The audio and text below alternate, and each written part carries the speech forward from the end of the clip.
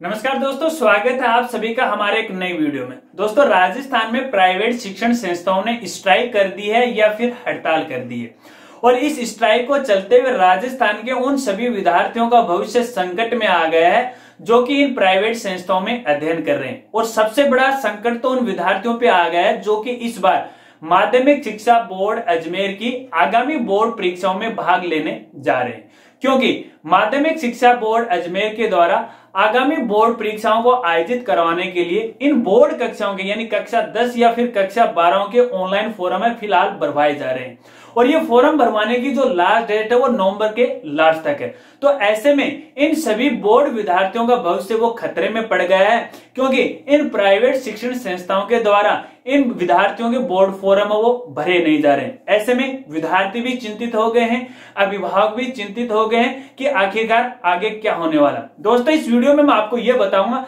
कि आखिरकार राजस्थान के अंदर प्राइवेट शिक्षण संस्थाओं ने इतना बड़ा फैसला क्यों लिया कि जिन्होंने अनिश्चित समय काल के लिए अपनी संस्थाओं को स्ट्राइक पे कर दिया या फिर हड़ताल अपने संस्थाओं में वो कर दी। इसके साथ इसके जो निश्चित कारण है, इसकी हकीकत और सच्चाई भी बताऊंगा कि आखिरकार कमी कहां है, गलती किसकी है। क्या वास्तव में इस बार विद्यार्थियों का भविष्य वो खतरे में जाने वाला है, राज्य की सरकार है वो इसके पीछे क्या कर रही है, यानी विद्यार्थी हित में क्या कर रही है। तो चलिए वीडियो को शुरू करते हैं। दोस्तों, जैसा कि आप सभी को पता है कि देश के अंदर कोरोना महामारी ने बुरा हाल कर दिया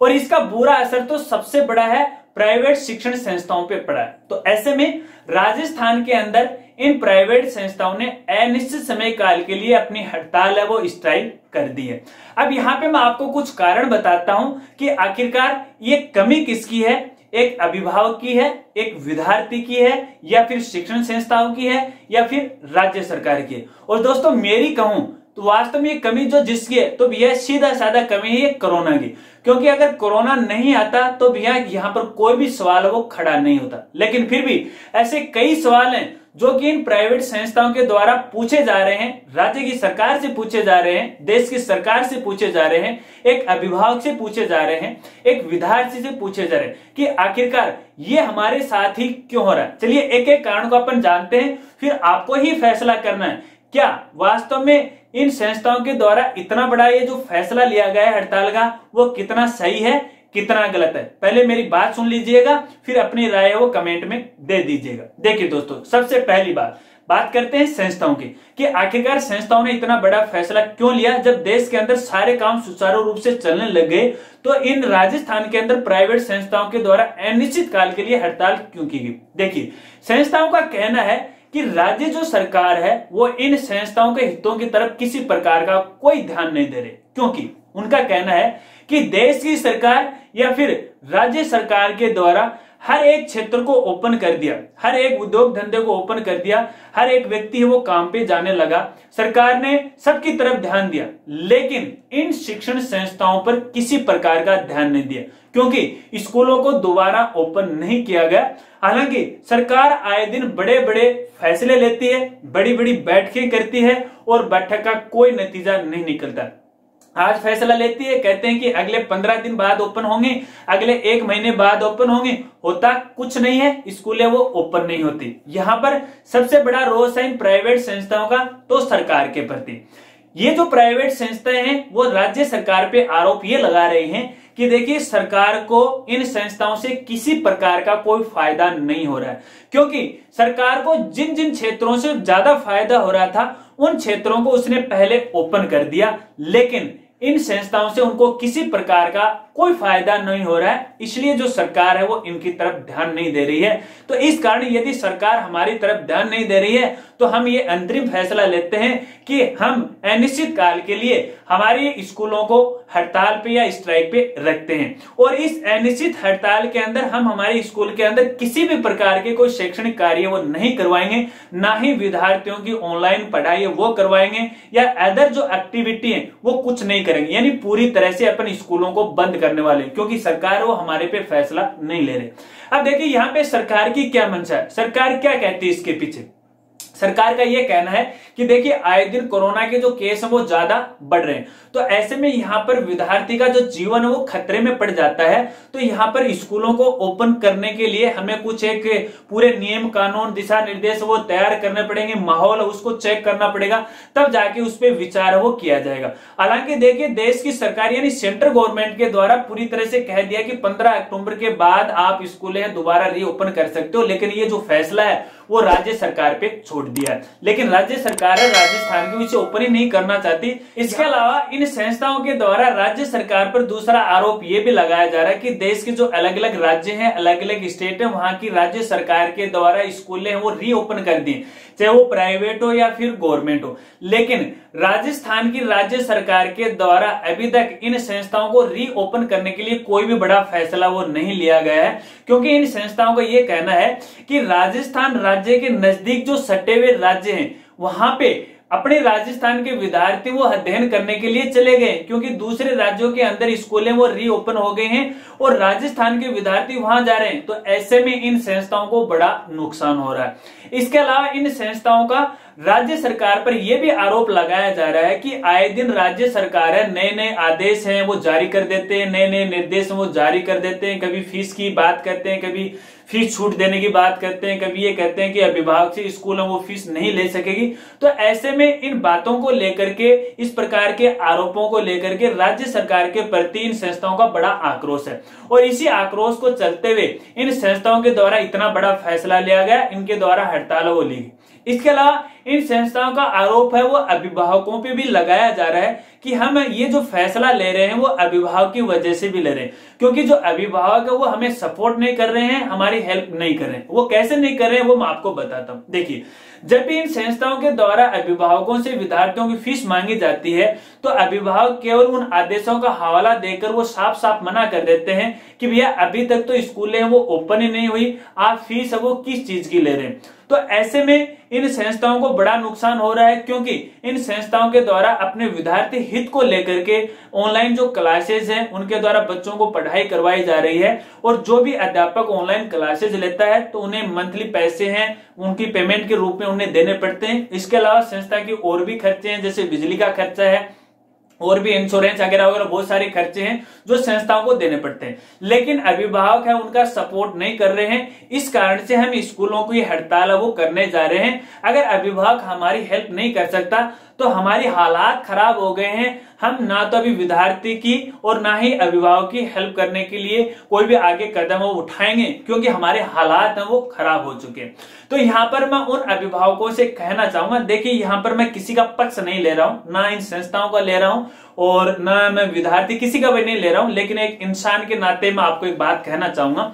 देखिए यहाँ पे अगर आपका विद्यार्थी इन स्कूलों में पढ़ रहा है और ऑनलाइन क्लास के अंदर अध्ययन कर रहा है तो ऐसे में यहाँ पे आपको स्कूल की सपोर्ट वो करनी चाहिए, क्योंकि एक जो अध्यापक है, एक टीचर है जो आपके विद्यार्थी के भविष्य को सुधारता है, जो कि हर समय ये प्रयास करता है मैं कैसे भी ऑनलाइन क्लास है वो मेरा समय निकाल कर ले, वो अपने घर से लेते हैं या फिर संस्था से लेते हैं, लेकिन वो इसीलिए लेते हैं कि अगर मैं बच्चों का भविष्य सुधारूंगा तो यहाँ पर मुझे थोड़ा सा मेहनतियाना मिलेगा और मैं मेरा परिवार है वो अच्छा खासा वो चला सकता हूँ। हालांकि मुझे वो पूरी पेमेंट नहीं मिले, लेकिन मुझे इतना खर्चा मिल जाए ताकि मेरा परिवार है जो रोजमर्रा की चीजें वो मैं ला सकूं। दोस्तों मुझे ये बताना, मान लीजिए एक ऐसा टीचर जो आपके घर का सदस्य हो और इसी तरह से ऑनलाइन क्लास ले रहा हो और संस्था के द्वारा या फिर अभिभावक के द्वारा पेमेंट नहीं दिया जा रहा हो, तो वो बेचारा कितने दिन है वो ऑनलाइन क्लास ले लेगा या फिर पढ़ाई कर लेगा। तो मैं आपसे उन सभी प्राइवेट संस्थाओं की तरफ से उन अभिभावकों से हाथ जोड़ के रिक्वेस्ट करता हूं, आप भी स्कूल का सपोर्ट कीजिएगा।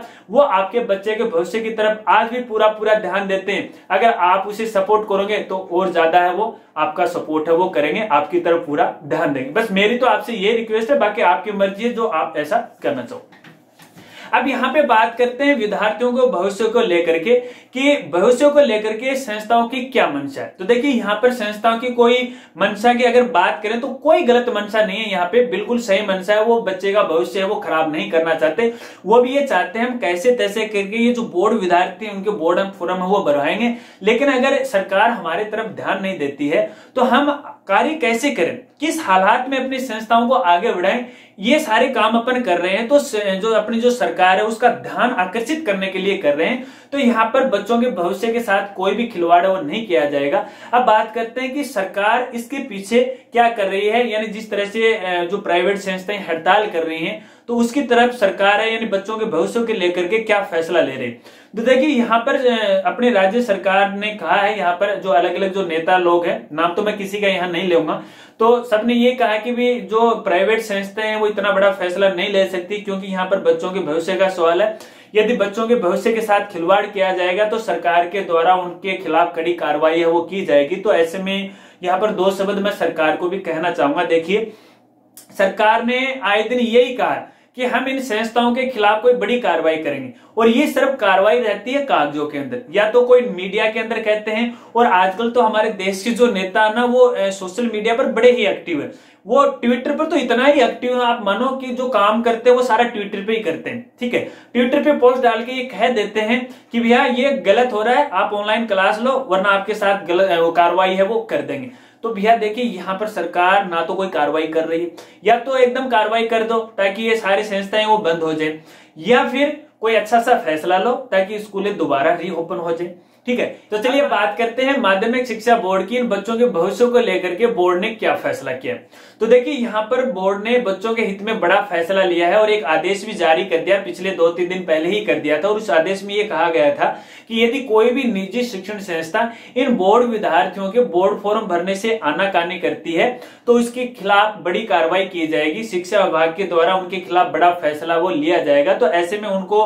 सुझाव तो वो दे दिया, निर्देश तो वो दे दिया, लेकिन फिर भी यहाँ पर जो प्राइवेट संस्थाएं हैं बच्चों के जो बोर्ड फॉर्म है वो नहीं भर रहे। तो यहाँ मैं बात करता हूं अब इन संस्थाओं की, क्या संस्थाएं गलत कर रहे हैं या सही कर रहे हैं। तो यहाँ पे देखिए उन सभी संस्था संचालक साथियों से मैं निवेदन करूंगा, देखिए यहाँ पर गलती बच्चों की नहीं है। हाँ, इतने में मान सकता हूं कि गलती राज्य सरकार की है, सरकार की, और यहाँ पर थोड़ी बहुत जो गलती है वो अभिभावक की भी हो सकती है, क्योंकि वो आपको फीस नहीं देता तो यहाँ पर उसकी थोड़ी गलती हो सकती है। लेकिन यहाँ पर विद्यार्थी की किसी प्रकार की कोई गलती नहीं है। आप उनके जो बोर्ड फॉर्म है, चाहे वो कक्षा 10 हो या फिर कक्षा 12 हो, उन विद्यार्थियों के आप बोर्ड फॉर्म है आपको भरने चाहिए, क्योंकि अगर इस हड़ताल का आप हिस्सा बनते हो तो हो सकता है कि सरकार के द्वारा कोई नया फैसला ले लिया जाए और उसमें आपकी संस्था की जो मान्यता है वो नुकसान में चली जाए। तो ऐसे में आपको बच्चों के भविष्य को ध्यान में रखना। देखिए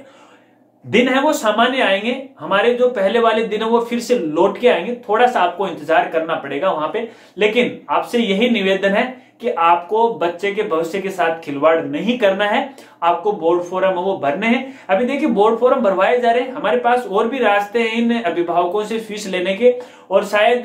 कुछ विद्यार्थी हमारे वीडियो देखेंगे तो इस बात को जरूर भी समझेंगे और इस वीडियो को भी शेयर करेंगे सभी के साथ,